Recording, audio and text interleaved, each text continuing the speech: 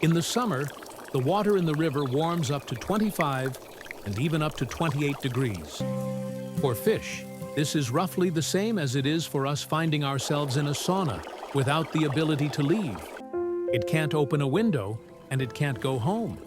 It either finds salvation or stops eating altogether. And that's when the thing happens that infuriates half of all anglers in the summer. You arrive, stand in a good spot, and sit for 3 hours. Zero. Here in the fishing Today, river, fish I will seek explain refuge why in this these shaded happens areas. and where the They fish find actually cooler hide water in the here. heat. I'll show you 7 specific spots on the river that always work in the summer. I'll tell you how to read the river without a fish finder using only your eyes right from the bank, and explain why most anglers make the same 3 mistakes every summer and go home with nothing. In this video, we will break down summer river fishing from the perspective of the fish itself. No tackle, no bait, just the spots. Because you can have the perfect rig and the freshest bait, but if you're standing in the wrong place, nothing will help. I'll show you how a summer river works from the inside, where the fish go when it's hot, where they hide at noon, and where they come out to feed in the morning and evening. We will go through 7 types of spots, from deep holes under steep banks to the mouths of cold streams.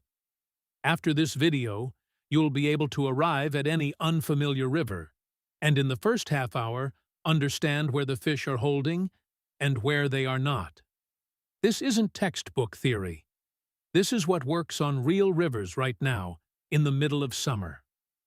Let's go. So, let's start with the most important thing. Why fish change their behavior at all in the summer. To understand this, you need to accept one simple fact. A fish is a cold-blooded creature. It doesn't regulate its body temperature. Its temperature is equal to the temperature of the water around it. This means that when the water warms up to 25 degrees C and above, the fish's metabolism literally slows down. Its activity drops, and it stops feeding normally. Not because it's being finicky, but because it physically can't. At high temperatures, water loses oxygen, and the fish begins to suffocate. What kind of feeding can there be? Sabaneve wrote about this back in the 19th century, stating that for many fish, the temperature of the water is much more important than its quality. Fish in dirty but cold running water feel better than in clean but warm, stagnant water. This observation is over 100 years old, and it is still absolutely accurate. I remember reading a story on a fishing forum.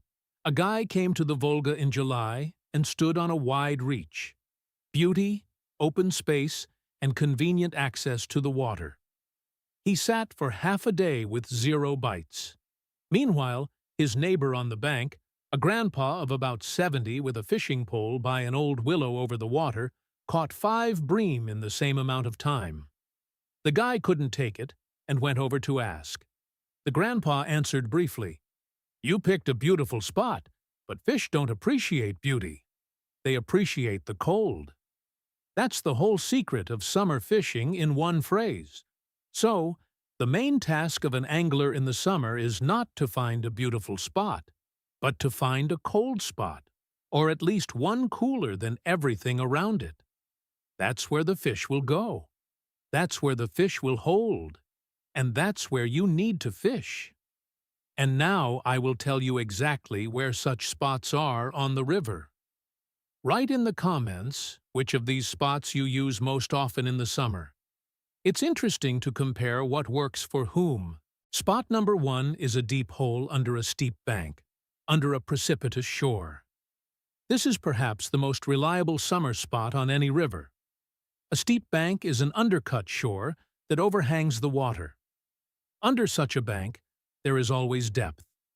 The current there is weaker or even turns into a reverse eddying current. And most importantly, there is shade. On a hot noon, when all the open shallows are literally boiling in the sun, it's cool under the cliff. Sabaneve directly pointed out that the favorite haunt of the ID is deep and silty clay holes under steep banks. Bream, common carp, and large zander go there too. Predators hold there not only for the cold, it's also convenient to hunt from ambush there. The reverse current carries small fry right into their mouths. Spot number 2 is a sharp bend in the river, a meander. At the bend, the river hits the bank, erodes it, and on the outside of the curve, a hole always forms.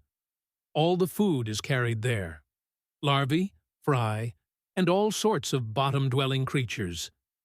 The inside of the bend, on the contrary, is shallow and sloping. There are almost no fish there in the summer. But the outside, where the depth is and where the washout is, that's where they hold. This spot works well for pike and zander. A river bend with a steep bank is exactly the first thing I look for with my eyes on an unfamiliar river in the summer. Spot number 3 is snags, submerged trunks, roots, and fallen trees. For a predator, this is an ideal spot: shade, cover, and the ability to hold motionless and wait for prey. Perch, pike, and zander in the summer really love snags precisely because they don't have to waste energy on active hunting. It's enough to lie low and wait. There is one minus: you'll lose a lot of tackle there. But if there are fish, they are exactly there. Spot number 4 is the edge of aquatic vegetation: reeds, cane, and water lilies. This isn't just grass, it's an entire ecosystem. Insect larvae live in the roots, along with fry and small crustaceans. Tench, crucian carp, and large bream in the summer hold right at the edge of the thickets, in the shade, in the cool, and near the food. Pike are also here. They hold at the edge, look outward, and wait. You need to fish not in the grass itself, but along the edge on the border of clear water and thickets, literally along the rim. That is exactly where the fish concentrate. Spot number 5 is the mouth of a tributary or spring. This is perhaps the most underrated spot in the summer. When a small stream or rivulet flows into the main river, it's always colder there, especially if the tributary originates from a spring or flows through the shade of a forest. The water there is several degrees lower than in the warmed-up river, and the fish feel this instantly. On a hot July day at the mouth of a tributary, you can find such a concentration of fish that won't be found anywhere else on the river. Both peaceful cyprinids and predators come here. This spot always works, in the morning, at noon, and in the evening. Spot number 6 is a riffle in the hole right behind it. A riffle is a shallow spot with a fast current, where the water breaks over rocks or gravel and becomes saturated with oxygen. Behind the riffle, there is almost always a hole. The current slows down, and the depth sharply increases. This is a feeding spot.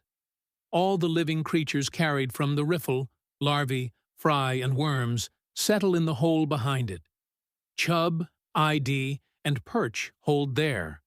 Chub generally live on riffles and at their lower edges. This is their native element.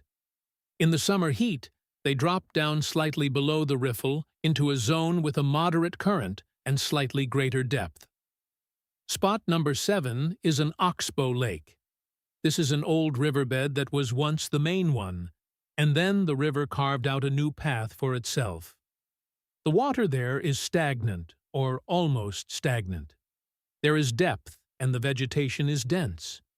In the summer, pike, perch, bream, roach, and common carp hold well in an oxbow lake.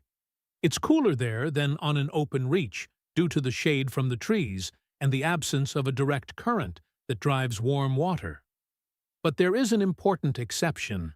You shouldn't look for chub and asp in an oxbow lake.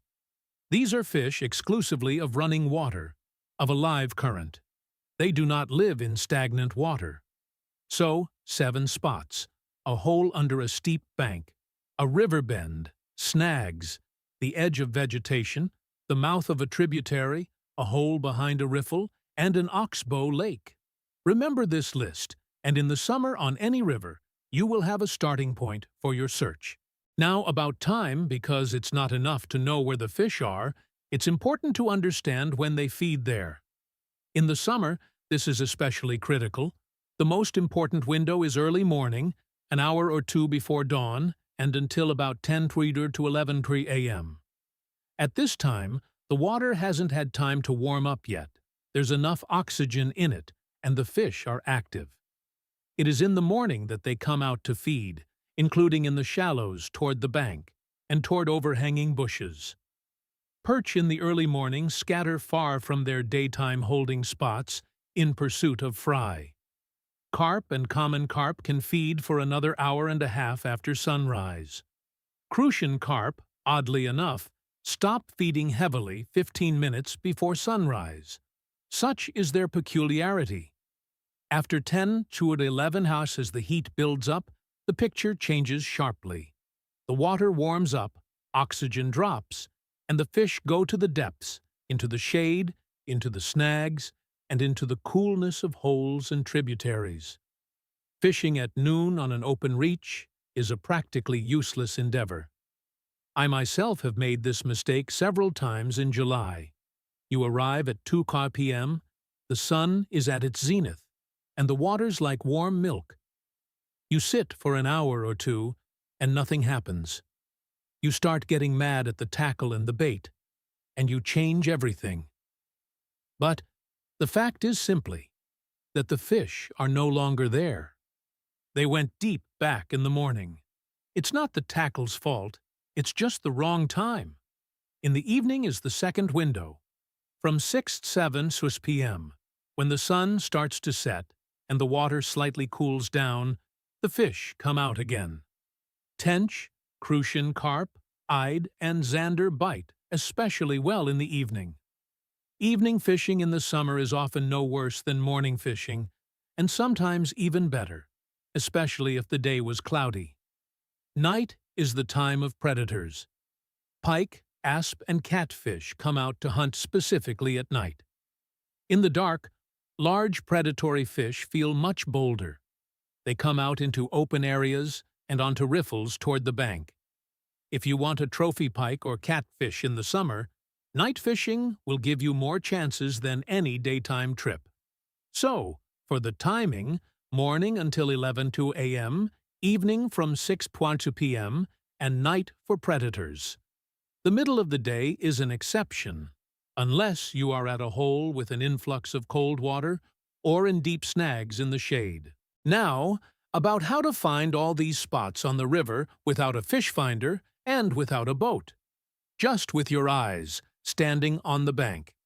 Write in the comments whether you use any of your own tricks for reading the river. It's interesting to know what works for you. The first tool is the shoreline. Where the bank is precipitous, steep, and undercut, there is depth. There is a steep bank. This is an almost ironclad rule. A sloping bank means shallows, and a steep cliff means a hole. This can be seen without any instruments. The second tool is vegetation. Aquatic plants very accurately indicate depth. Cattails and sedge mean a depth of up to a meter. Water horsetails about half a meter to a meter. Cane is about 2 millimeters, and water lilies and spatterdocks are from 2 to 3 millimeters. Hornwort goes down to 4 and deeper. That is, by looking at what grows near the bank, you can already roughly draw a depth map of the area without a single cast. The third tool is the color of the water and ripples. Where the current accelerates and the bottom becomes shallower, the water is lighter. On the surface, there are characteristic ripples. Dark, calm water with a mirror-like surface is a sign of depth in a weak current. That is exactly where we look. The fourth tool is bubbles on the surface. Small bubbles that rise from the bottom in groups are a sign that fish are rooting around there, digging in the silt. Common carp, bream, and carp give themselves away exactly like this. Whole bouquets of bubbles floating up in a circle are a practically 100% marker of feeding fish. The fifth tool is the fish themselves. Jumping fish, splashes at the surface, and the chasing of fry. All this shows where life is happening. Bleak splashing at the surface means that below there is a predator driving them up. An angler friend of mine who has been on the same river for about 40 years says that he doesn't need a fish finder. Look at the grass, look at the bank, and look at the color of the water. The river itself will show everything. At first, I thought this was old-timer talk, but then I tried it and realized he was right. After a few hours of observing the river, you start to see it completely differently. It stops being just water and becomes a map. Now, about the weather, because sometimes even the right spot won't save you if you arrive on the wrong day. The main enemy of summer fishing is low atmospheric pressure. When the pressure drops, fish sharply reduce their activity. The reason is not fully understood, but the fact has been repeatedly confirmed. Experienced anglers know that with low pressure, you can hardly count on a good catch. The fish seem to turn off. Looking at a barometer before heading out is not superstition, it's practical. Heat without wind is the second bad signal. A low, scorching sun and mirror-like water. On such days, even in the right spot, there will be few bites. But a slight breeze is good. The wind mixes the water, saturates it with oxygen, and breaks up the warm surface film. A separate note about wind direction on the river. Wind blowing against the current is bad. All the fish go into the backwaters and creeks and hold there quietly, not thinking about food. Sabanev wrote about this directly. When a strong wind blows against the current, all the fish take cover in the backwaters. The only exception is bream and silver bream, which the storm, on the contrary, lifts from the bottom. Wind with the current is also not very good. The best thing that can happen is a weak cross breeze or a calm with light cloud cover. After the rain is a special conversation. A light summer rain refreshes the water, washes food from the banks, and lowers the temperature. The bite after such a rain is often very good, but a downpour with a strong flood, on the contrary, worsens the bite. The water gets muddy, the level rises, the fish lose their bearings, and they stop feeding. Moon phases are a controversial topic, but they shouldn't be ignored. Many experienced anglers notice that during a full moon and a new moon, fish behave more passively. The best times are considered to be the first and second quarters, when the moon does not exert its maximum influence. It's not hard to check. Just keep track of your trips and note the phase. Finally, about mistakes. They are made constantly year after year, and they cost you the catch. Mistake number 1 is setting up in a beautiful spot, a spacious reach, an even bank, convenient access, and a beautiful view. In the summer, this is almost always an empty spot. Fish do not appreciate beauty. They look for cold, shade, cover, and food. A beautiful open reach in the summer is an empty bathtub heated by the sun.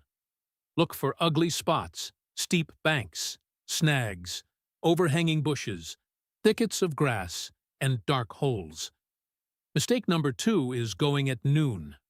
This is the most popular time to head out, and the most useless in the summer. By the time you arrive, unload, and set up your rods, the fish have long since gone to the depths. You need to head out at night to set up before dawn, or accept that evening fishing from 6 p.m. is also an option. All the rest of the time in the summer is a battle with circumstances. Mistake number 3 is not looking at the vegetation in the bank. They arrive, set up at random, and cast.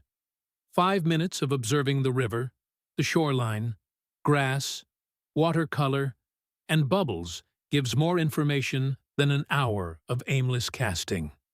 Learn to read the river before casting. This is a skill that pays off on every fishing trip. Mistake number 4 is ignoring the mouths of tributaries. A small stream that flows into the river somewhere on the side is not a hindrance. It's a clue. It's colder there is oxygen there, and there are fish there, especially in intense heat. But anglers walk past because the spot is inconvenient. The bank is overgrown, and there's no room to turn around. Write in the comments which of these mistakes you yourself have made. I'm sure most will recognize themselves in at least one point. For me, the second point about noon took a long time to grasp. The habit of going on a day off instead of getting up at 4:30 a.m. If these videos really help you better understand fishing, you can support the channel. Everything goes into content development. Thanks for watching. If these insights into the river's hidden cooling spots have changed the way you plan your summer fishing trips, please subscribe and like the video. We are uncovering the natural secrets that others simply walk past. Join us as we map out the waters and prepare for the next big catch. The next treasure trove of angling knowledge will be opening soon. Tight lines, and see you by the water.